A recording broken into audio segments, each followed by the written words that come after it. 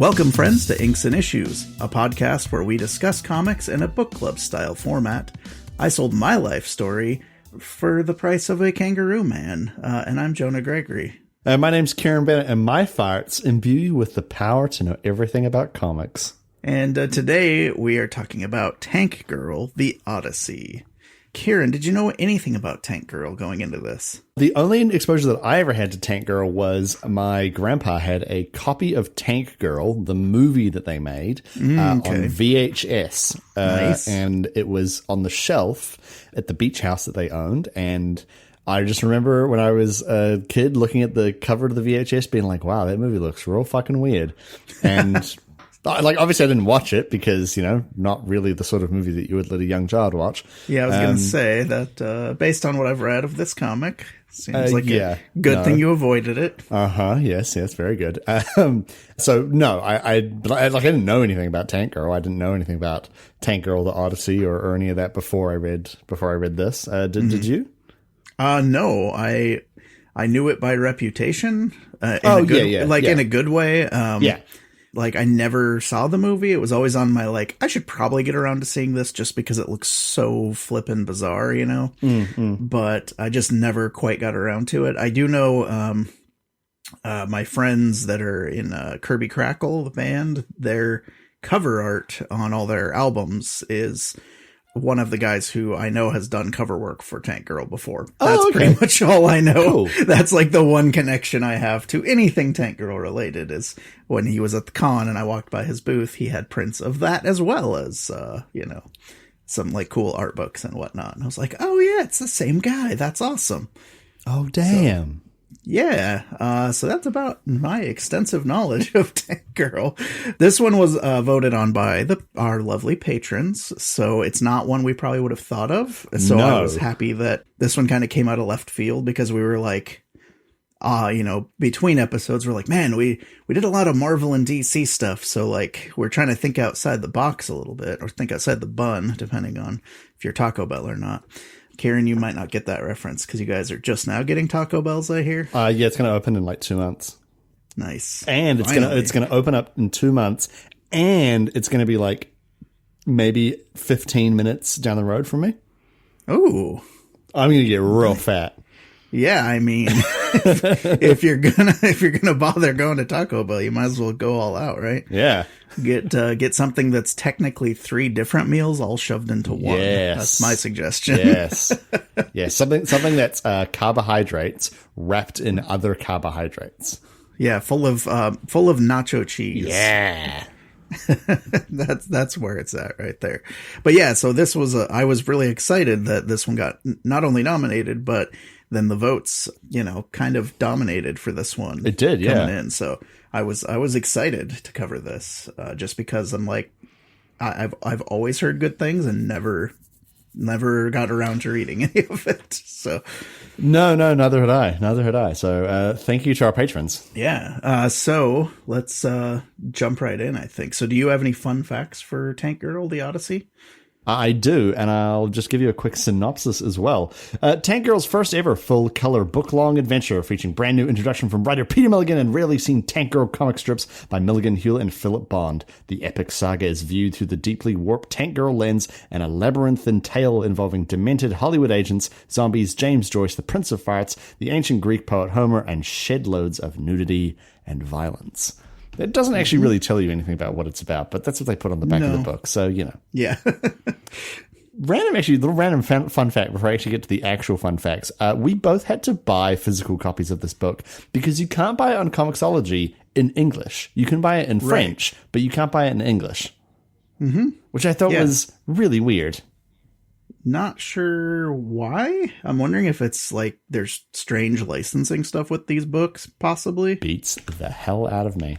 Yeah, but I don't know. Anyway. Someone knows, write in. Yeah, if someone does know, let me know. That would be kind of interesting to find out. So Tank Girl is a British comic book created by Jamie Hewlett and Alan Martin. And it was originally drawn by Jamie Hewlett and has also been drawn by a crap ton of other people. So according to Alan Martin, Jamie drew, and I quote, a grotty-looking beaver of a girl brandishing an unfeasible firearm. One of our friends was working on a project to design a pair of headphones and was basing his design on the type used by World War II tank drivers. His studio in Worthing was littered with loads of photocopies of combat vehicles. I pinched one of the images and gave it to Jamie, who then stuck it behind his grotty girl illustration and then added a logo which read, Tank Girl. So that's where Tank Girl originally came from. And they were originally published in the debut issue of a UK magazine called Deadline in 1988 and quickly became way more popular than anything else in the magazine and appeared in the magazine until the magazine finally shuttered in 1995. So Tank Girl, the Odyssey, was originally published in 1995, written by Peter Milligan with art by Jamie Hewlett. So Peter Milligan started his writing career for Sounds Music Paper's comic strip, The Electric Hoax, and then eventually moved on to 2000 AD and stuck around there for a while and has since done like a bunch of other, bits and pieces here and there. He's written for Animal, Shade the Changing Man, Batman. He apparently pitched the character of Azrael at a meeting at DC Comics. Which I thought was kind of cool. He's done X-Force, X-Static, X-Men, Hellblazer, Justice League Dark, Red Lanterns, and he's also done Stormwatch, as well as, a bunch of other like one-shots and special issues and sort of various pieces here and there. Mm-hmm. Jamie Hewlett, however, invented Tank Girl, and he also designed Gorillaz, the band. Oh, yeah. That's kind of a thing. People have thought, right? Yeah. I was like, who's this Jamie Hewlett guy? And like looked him up and was like, oh, it's the Gorillaz guy, and he's like a world famous artist. Yep. No, when I was a few pages in, I'm like, wait a second. And then I had to like immediately Google it. I'm like, okay, I'm not crazy. This does look like the Gorillaz. Yeah. Because it is. Because it's the same artist. And I mean that in all the best possible ways. Because the Gorillaz are fantastic. They are very good. So those are your fun facts. That's okay. That's all I have. I'm sorry. Okay, that's okay. Let's get into the first part then. This is broken up into 4 parts. So this opens, and these names I'm guessing are going to have like weird British pronunciations that I don't know. Well, they're supposed to be Australian. I apologize. Oh, that's true. They are supposed to be Australian. So maybe you can help me out because, like, you guys are next door neighbors, right? That's how that works. That is true. That is true. I was afraid you were about to say you're the same place. At which point I would. Oh God, no! I would have stopped my record. Who would even make that joke? Got it off the call. Deleted my Twitter account. I mean, it's how I always say is, it's from Flight of the Conchords, where they say that the Australian accent sounds kind of like theirs, but more evil. This is true. This is very true. All right, so Booga, the kangaroo lover of the titular Tank Girl, is in peril, constantly under threat from the sleazy movie producer Tony the Blazer, their television-headed son, in quotes, because sure. He's a TV man. Like, he literally is a TV man. Uh-huh. He is a TV with a human body somehow. Yes. Uses his TV waves to contact Tank Girl and ask her to come home. Tank Girl herself is bloated by fame, physically and metaphorically, and is currently in Dublin, eating and drinking with the Calypso Irish Army. However, when she receives Telly's message, she quickly departs. After slimming down in one panel with the Andrea Dworkin Pretty and Petite diet, she sets off in her tank. I'm guessing that's some sort of reference to a thing that I don't get. Yeah, I assumed so as well. Because I was like, that's such a specific joke. Right. And I feel like this has a lot of that going on. Oh, yeah. Oh, my goodness, yes. I think like I was reading the first sort of bit, and the kangaroo, since he is Australian, his name would actually be Booga. Booga, yeah. As in like booger, but with an A on the end. Right. So when I was like... That tracks with this book? Yeah. And when I was like, oh yeah, it's a kangaroo that's like going to be seduced by a movie producer, but this TV is going to get Tank Girl to come and save him. I was like, sorry, what? Hang on. And I had to read the start of it like a couple times to really kind of absorb like the tone of the book. Right. Figure out if you were actually having some sort of waking nightmare or if this is just how weird the comic is. Exactly. All right. So she sets off in the tank and then encounters and destroys CIA headquarters. shoots a bunch of them, and her and a fan head to a bar to pick up her crew, which is Jet Girl, Sub Girl, and Barney. Plus some locals, O'Hell, O'Madigan, and OY. Because, Irish names, I guess, is what they're making fun of there. But, alas, they don't want to come, so she waits for them to pass out drunk and steals them and makes them join her party. Barney's less than pleased by this and uses the tank to blow up the balloon they're all flying underneath and kills them all instantly. It was a twist. It was a very powerful moment. I was like, oh, they're going to crash and they'll have to kind of walk back to Australia. And I was like, no, they're dead. Mm-hmm. They're dead. They're just straight up, they're just dead. Yeah. Yeah, so it gets weird pretty fast here because they awake in the land of the Stiffs and are thoroughly dead. OY speculates that this is the suicide plot because it smells so bad, and in his own words, only idiots commit suicide. And to which Tank Girl strangles him and punches a tooth out. Which I was like, yeah, good. Yeah, exactly. That's her response to his comment there. O'Madigan explains that Tank Girl's mother poisoned herself and had her grave desecrated by koalas because Australia. Yeah. Speaking of which, Tank Girl has stormed off and her dead mother appears. She calls her an unwanted pregnancy and explains that she can arrange for Tank Girl to return to life for 24 hours. What she needs to do then is find Albert Einstein Olis, the professor of farts, and secure a batch of dead reviving farts. Yes, this is really in the comic. Yes. Then farts on herself and her friends. And in exchange, her mother wants her to resurrect her corpse so that she can dance on her dead husband's grave. So that is the reason she brought Tank Girl back to life. It's the entire, it's a whole thing. There's a panel in this, which I think I took a photo of and I sent it to you, where her mother, where she says, and then what do I do next? And then it's just her mother, sort of turning around her shoulder, and her mother's all haggard and very bog witch looking with long black hair, and she just turns and she just has this one massive eye, and she's like, and then you fart on yourself. And I was like, what? What is happening? Yeah. It's very funny though. Yeah, it's definitely got doing its own thing. So Tank Girl agrees and is brought back to life. She kicks the mortician in the head and sells his organs to Americans because he's being a creeper, because they're all nude in a morgue when they wake up. Yes. She hops in the tank and begins her search and comes up totally empty. And for a bit of respite, she takes in a movie only to discover that it's 16 hours long. Distraught that she can't leave a film early, Tank Girl is stuck between a rock and a hard place. And that is the end of part one. The very end of that part is so funny because she's just sitting in this movie being like, oh, this is really good. I'm feeling a bit more relaxed now, but I should probably go. Hey, how long is this movie? And someone's like, oh, it's an art house film. It's 16 hours. And she says, oh, I can't be a cultural Philistine and walk out early. What am I going to do? It just ends. Yep. It's all right, so let's get into part one here. So what did you think of this? It was, man, this is weird. This is a weird intro. Yeah. Same as you. I had no exposure to Tank Girl whatsoever. So I didn't know what to expect from this.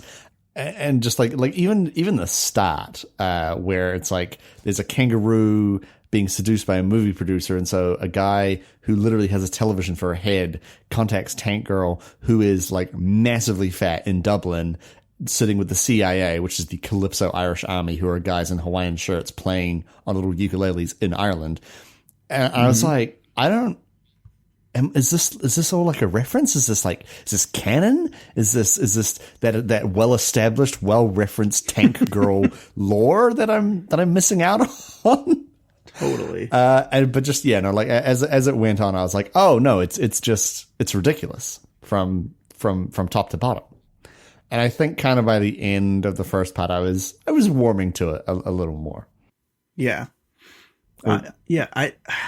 I had like I said, no idea really what to expect. I just knew it was really out there, and this very much lived up to that in a way that makes me go, and they tried to make this into a movie. Why?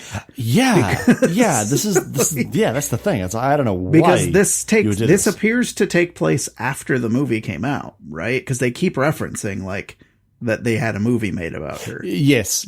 Everyone keeps telling her that she sucks because she like let the fame go to her head from her movie. Right. So, and as far as I remember, that movie was a massive flop. So maybe that's part of the gag is that it was terrible, and yet she gets so full of herself that she, moves to Ireland and almost drinks herself to death. I don't know. It's strange. I don't know. It's weird. Yeah. But I didn't hate it, so. No. Should we just go straight into part 2? Yeah, go ahead. Okay. So part 2. Tank Girl solves her dilemma by setting the underpants of the man sitting next to her on fire. This leads to the entire theater burning down. She speaks to her mum via psychic, who tells her to look under wind instruments in the yellow pages, which is a very stupid but very funny joke. Unfortunately, the professor has only learned English by reading headlines and a thesaurus, so finding the correct farts is a little difficult. But eventually, Tank Girl seduces the professor and walks away with a capsule of farts that will poison you, a fart to make you impotent, and the dead-raising farts. The professor speaking in headlines was really funny. I thought it was very clever. Let's see if I can. She's like beating him up, and he's like, and all he says is, "Enigmatic professor, unlikely to accede to Antipodean she-devil's cruel demands." And like, that's just the way he talks the entire way. And I'm just right. I found it very, very funny. So Tank Girl takes the farts and revives her friends and holds fast that the last capsule of farts is to be reserved for her dead mother. Her will strong, they set off for Australia. Hard cut, 6 months later, they're lost and adrift on the ocean with Jet Girl dead. Yep. Tank Girl uses the last of the farts to revive her. Her mother immediately notices and sucks them into a vortex. Meanwhile, Telly continues to rebuff Tony the Blazer, protecting Booga from being sucked into a shitty movie deal. The gang are blasted out of the pool of the movie producer, Mr. Gondanian. His pool boy, the gazelle-like creature known to men as Young Jose, is also there. After offering Tank Girl a bowl to throw up in, which she does, and a large pile of greasy food, the gang passes out. The gang wakes up to find that Mr. Gondanian and his producer buddies are actually cannibals, and they've eaten OY's legs. It all seems lost when Tank Girl remembers she has lethal poison. Just kidding, she remembers she has an impotency fart and feeds it to OY and tells him to get his arms eaten. So he does. The producers then plan to do deviant things with Tank Girl and company, but alas, the arms they've eaten just start to take effect. Frustrated with their own impotency, they turn on each other. Violently. The strange gazelle-like creature known to man as Young Jose then frees them from the cage and they make their escape. Unfortunately, the dying Mr. Gondanian admits a high-pitched shriek that attracts hordes of slavering movie producers. OY, without his arms or legs, stays behind to pitch a new movie to them and buy the gang time. He is eaten, but they escape safely. Tank Girl threatens an airport employee with her tank and they end up on a flight to Australia. While on the flight, Tank Girl eats a bunch of rock candy and breaks a tooth, figuring that this means something epic is about to happen. What'd you think of part 2, Jonah? This is where you learn, the audience, not you specifically, necessarily, that the people that worked on Tank Girl were just slightly unhappy with how things went down with the movie. Considering they made movie producers into cannibals that are impotent and turn on each other at the drop of a hat. Yeah, and they're all really sweaty and they drool all the time. And they're also like, you know how like Ren and Stimpy does those close-ups that are just disgusting? Oh, yeah. They look like that all the time. All the time, well. Yeah. But I think by part 2, you're kind of in the groove of this, how weird this book is and is going to be, and like by this point I was just completely rolling with it. Like I'm like, okay, there's no way I'm going to predict what weird ass thing they're going to do next, so like just sit back and enjoy the ride. Yeah. What did you think? I really enjoyed the second part. I have to be honest. Like I enjoyed the first part. I enjoyed the first part as well. But I think the second part, same as you, like it's kind of where I found the groove of it a little bit more. Like the thing with the farts is really funny, even though it is just about farts. And then I think like the thing where they're like, yeah, we're gonna go to Australia and we're gonna make it and it's gonna be fine, and then just like they just hard cut between like one panel and the next. It's just like 6 months later, they're still at sea and one of them's dead. And I was, I have to say that that style of gag is one of my absolute favorites. It was very funny. Like, anytime on The Simpsons something happens and then it immediately cuts to like the ambulance driving them to the hospital. Like it just does a hard cut to like sirens and an ambulance driving. That gets me every time they do that. So I definitely appreciate those jokes in here. I also kind of forgot, I don't know if we mentioned this at the top. This was actually based on the Odyssey and the Iliad, like heavily inspired by it, to the point where like they had to tone it down because the original script was like had too many references that you'd basically have to be like a, you know, classic lit major or whatever to understand. So, I mean, I'm like, okay, I read whatever condensed version of the Odyssey that you had to read in junior high. So let's see if I remember any of it. Oh yeah, no, it was all well over my head. I mean, I was just waiting for the Cyclops to show up, which does eventually happen. Yes. Yeah. I also there's a bit where I think it's when Mr. Gondanian dies and he's just like shrieking, and then it does like all these like different cuts to all these different movie producers, and they're all just kind of like sort of rearing up like meerkats to suddenly descend on this place, and there's hundreds of movie producers like crawling up the hill to come and kill them, and it's like they're all just talking about movies that they're going to produce and being like, I think we can get Tom Cruise interested in this one, or if not Tom, how about Brad? Is he too short? How about a cameo from Anthony Hopkins? And it's just like that's their kind of like zombie chatter as they're crawling along to come kill them. It was very funny. Yeah, I liked it. Speaking of disgusting producers and the Ren and Stimpy close-ups, what do you think of the art? Oh, just overall? Or just, it's perfect for this style of writing and humor.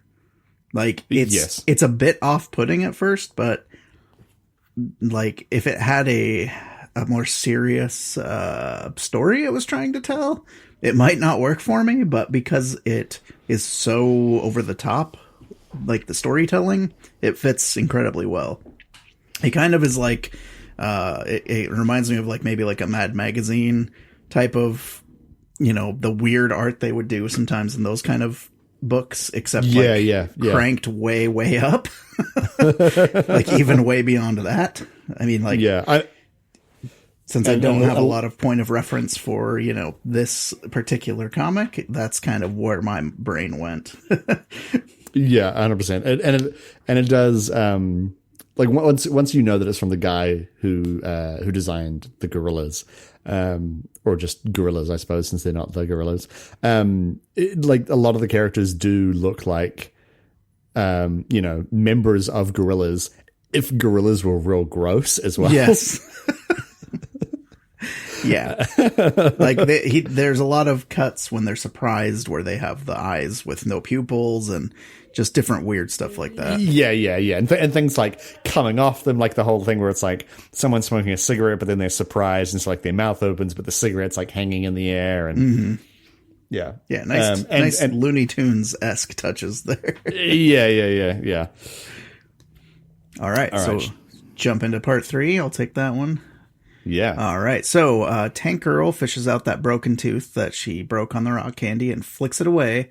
And it flies through a wall in the airplane and it hits the back of the head of the pilot. And it actually shows a cutaway of it like driving into his brain and killing him. It's just so ridiculously over the top that it's like you can't help but laugh. That's so dumb. So, of course, he's instantly killed and crashes the plane, even though there's a co-pilot like, hey, are you okay? But the plane is like immediately a fireball flying out of the sky. Yeah, like the co-pilot's just screaming the whole time. Right. So yeah, it's just so over the top. I love it. And then then we see Tank Girl. We get like a flashback of her when she and Booga made Telly, and she's reminded that Tony the Blazer is still threatening Booga. So it's like, oh yeah, there was a plot we were supposed to be doing. So once again, they survive some crazy, fiery wreckage and wake up from the plane crash. Two guys that are the Wandering Ricks tell her that the rest of the gang has been entranced by a goth rock and roll band with a bad dress sense called the Sirens. So that was one of the big, things that you would actually know the reference. Or that's a reference that even I get. Yeah, I was going to say that's one I got. So Tank Girl, of course, heads off to the concert where the Sirens are surrounded by their decaying groupies. So more zombie imagery here. Oh, yes. The gang is trying to resist the allure of the music, but are slowly slipping. Tank Girl arrives, crushing groupies beneath her spiked boots. The Sirens can't wait to entrance her and deflower her, is what they say. Not my words again. But Tank Girl's only pretending to be entranced by the music, and then just beats the crap out of all of them. She kicks the guitarist's head off, kills the drummer with a shark, and just kind of slaughters the entire band. And then turns them over to the now not entranced groupies, and explained that she wasn't entranced because her ears are so full of wax. So kids, it was super gross. Cleaning your ears is going to get you killed. I'm sorry. Yeah. Cleaning your ears, you will turn into a mindless zombie in service to a goth rock and roll band. So never clean your ears. Exactly. You heard it here first. So they regroup and depart, leaving the strange gazelle-like creature known to men as young Jose to die of a flesh-eating virus. It's so random. It's just a complete throwaway line where he's like, I'm fine, I only have a flesh-eating virus, and it just dies. Yeah. It's like, well, we don't need this character anymore, so goodbye. Just kill him, I guess. Yep. It's what they do. All right, so then back at sea, Tank Girl's mother strikes again. So she turns into a giant face that comes out of the water and, is going to eat their boat. And the boiler man suddenly becomes overcome by envy and ends up blowing up the boat they're on. It's such a funny scene. The boiler man just standing under the boat being like, I'm so happy as a boiler man. Right. Wait a second. This sucks ass. Yes. It was, that scene was very good. I was laughing. And there's I think it's the lever says something on it. Danger, only used when gripped by the politics of envy. That's right. It's such a good gag, too, because it's like, why is the guy who is just running the boiler, gonna sacrifice himself to save all these random people that are basically holding him hostage? Oh, and it turns out he isn't going to. He's not going to do that. So he blows up the boat by flipping that switch that is there because of reasons. And this forces the group to land on an island. And they check into the Cyclops Hotel. So another time where I got the reference. But it turns out that it's no ordinary hotel.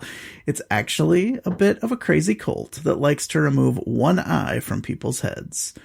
They use the eyes of St. Paul to immolate some rando who doesn't agree with their philosophy on being Cyclopses. But luckily, O'Madigan shoots lasers from his eyes, which is a thing he can do. Yes, he can.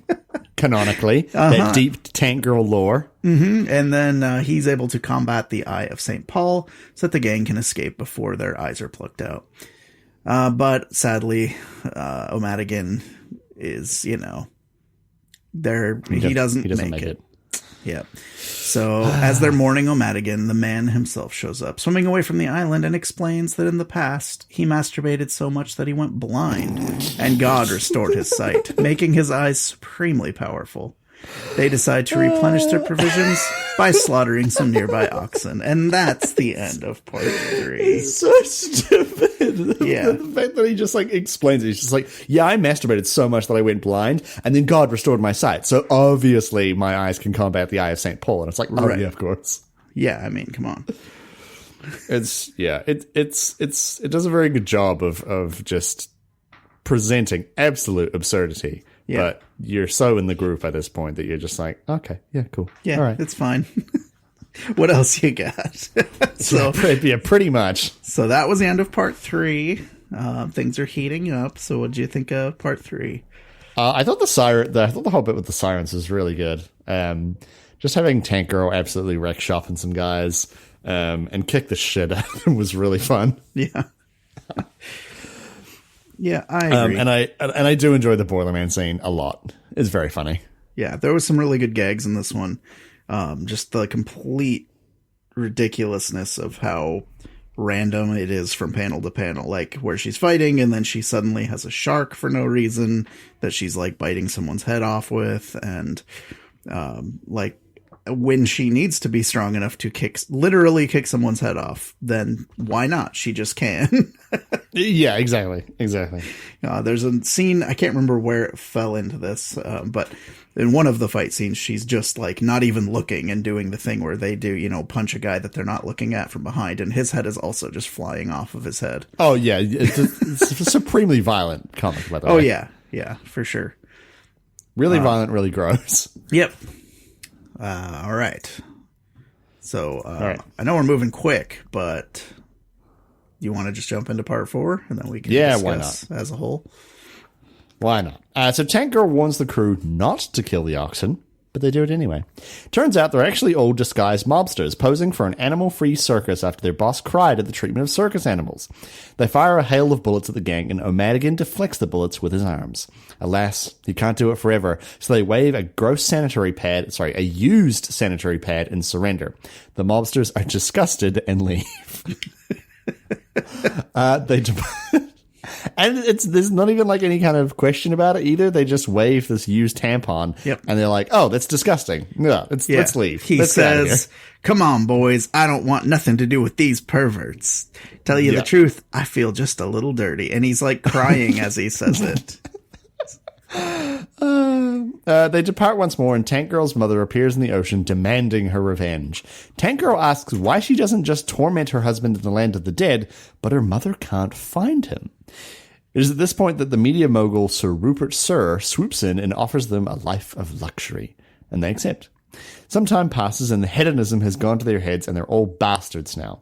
As Sir Rupert Sir tells Tank Girl that she needs to dress up as a lovable bladder on TV, O'Madigan slips on a stake.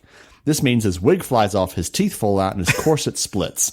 He's secretly a fat old man. He then shits himself. Oh, it's so dumb. It's so stupid. Totally humbled by the experience, Tank Girl shoots Sir Rupert Sir's head off with her tank, and they leave. I also like how the tank just magically appears when they need it to. Yeah. Like sometimes it shows them actually like trying to transport it, and other times it's just there again, even though they haven't and she's shown it for like in it. Yeah. And they haven't shown it for like 12 pages. And it's like, no, the tank's just slightly off panel every time.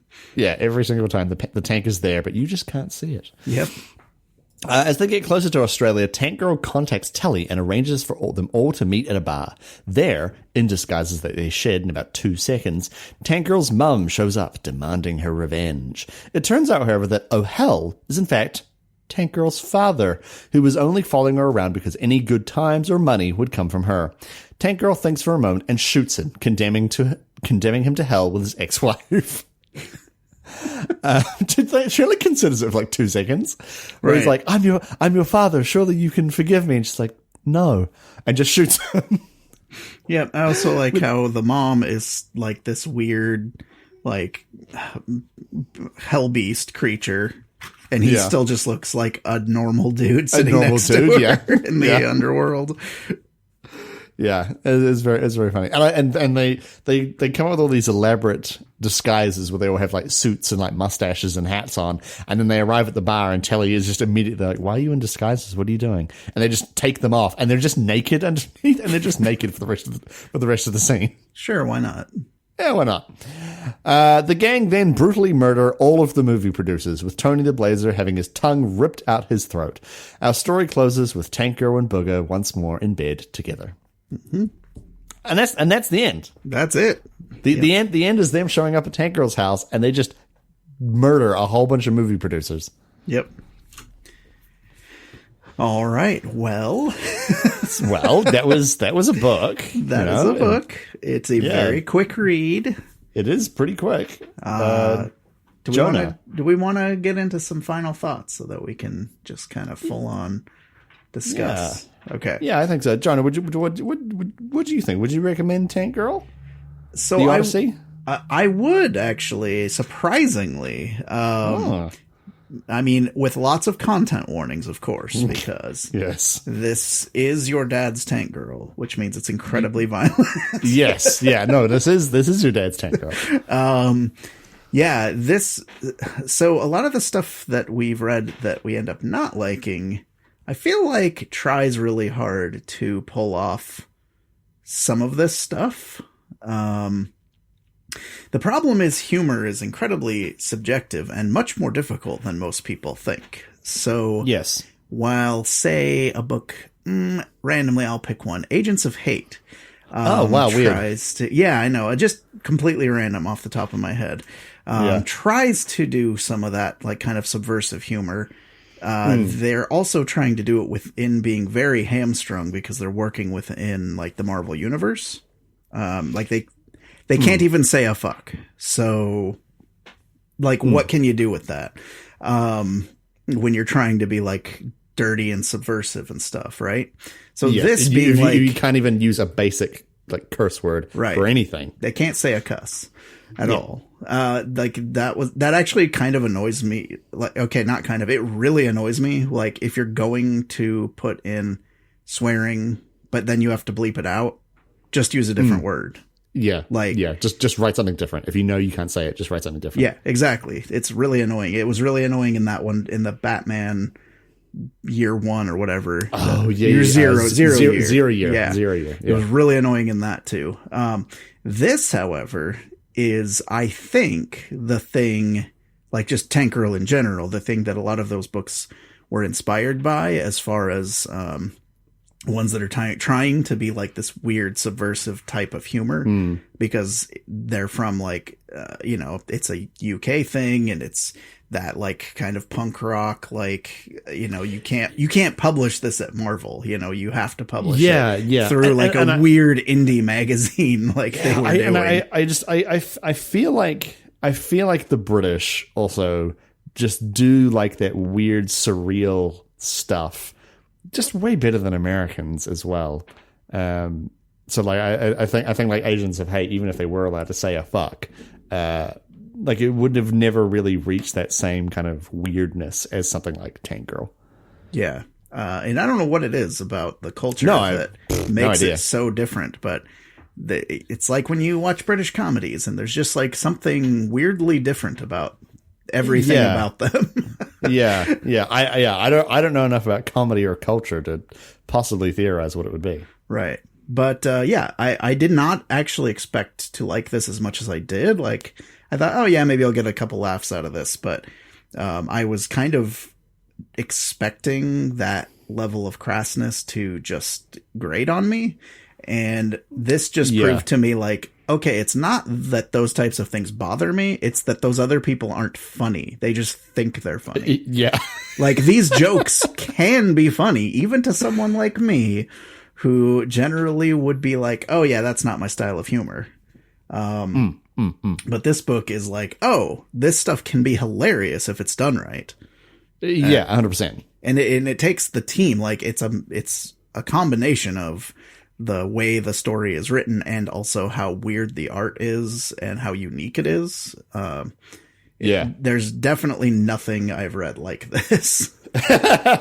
Or at least if it was trying to be like this, it failed, because this stands out as, like if I know someone who has that style of humor, I'd be like, okay, you have to read this because this is better than the stuff you like. What did you think? I was kind of the same. Like, I think when I sort of read the start of it, I was like, okay, like, here we go. Like, I was kind of imagining, like, this is your dad's Tank Girl, in, like, a very sort of derogatory kind of way, in that, like, it was going to be like crass and gross and really rude, and like it is, but I imagined it was going to be those things in a very dated way, right? In that, like, you know, it was just going to be kind of a bit uncomfortable to read, and you know, it was going to be kind of boring as well, as it just slowly tried to top itself over and over and over again. But it doesn't. It reaches a height of absurdity and just kind of coasts that wave. And that wave that it manages to reach is really well written and really funny. Yeah. Which I think is the thing. Like you were saying, this kind of absurd, like, you know, super wacky, like anything goes, like who knows what's going to happen next, and like it's all non sequiturs and yada yada yada. Like that can totally work. It can actually work really well, but you have to actually be a funny person for it to work out. Yeah. Because like, you know, again, just to pick a random comic completely out of nowhere, maybe Agents of Hate. Just okay. You know, yeah, I've heard of it. That was the same one you picked. Weird. Oh, weird. Okay. Like that. Like. You can definitely see the parallels. You can definitely see the influence from this sort of thing, like Tank Girl, going into stuff like Agents of Hate. Yeah, Agents of Hate, just as we've said before, it just isn't funny, right? And I think part of the reason is that Tank Girl Odyssey makes a lot of really gross jokes. It makes a lot of really crass jokes, and you know, it has like its main character vomit into a bowl and then then eat a bunch of fried food and fall asleep and fart a lot, and like that's gross. And it makes like gross jokes about like kicking people's heads off and, you know, like all this kind of stuff. But it doesn't punch down at any point. It's not mean about any of its jokes. Whereas something like Agents of Hate, it's trying to be weird and wacky and stuff, and also it's kind of mean as well, which I think is kind of one of the big problems with it. I would agree. I think this gets like it walks up to that line, and you're like you're about to be like, oh no, where are they going with this? And then they kind of flip it around on you, and then the guy that was being shitty gets his head punched off or whatever. So. Exactly. Like when they woke up in the land of the stiffs and Madigan or whatever it is, it's like, oh, it smells really bad here. This must be where all the people who killed themselves go. And you're like, oh, that's a bit mean. And then Tank Girl just beats the shit out of him, and you're like, okay, cool. Like, hey, that's not okay, dude. Yeah, so I think that's kind of part of why it works is that it is gross and crude and you know, quote unquote random, right. But it isn't very mean about it. I think it's like the difference between this is actually subversive and let's 100%. take another random example. Say let's say Wacky Raceland, a book that we covered about a month ago. It thought it was being subversive. It wasn't. It was just a bad story.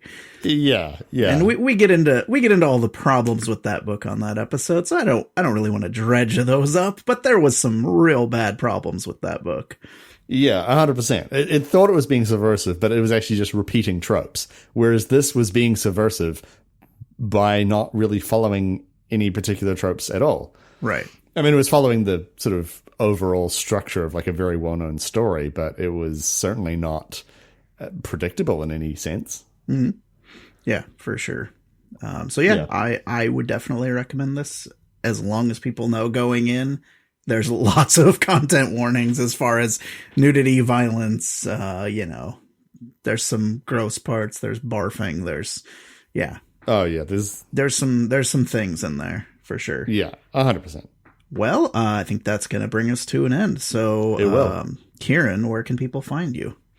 You can find me on Twitter. I'm at Mr. K_Bennett. You can also find my D&D podcast. That is For Crits and Giggles, which is at For CNG Podcast on Twitter. Jonah, where can people find you on the net? You can find me at A Real Jonah on Twitter. And also, the Inks and Issues main account is at Inks and Issues. I don't know if we've mentioned that in like forever, so I figured I'd throw that out there. Yeah, that's fair.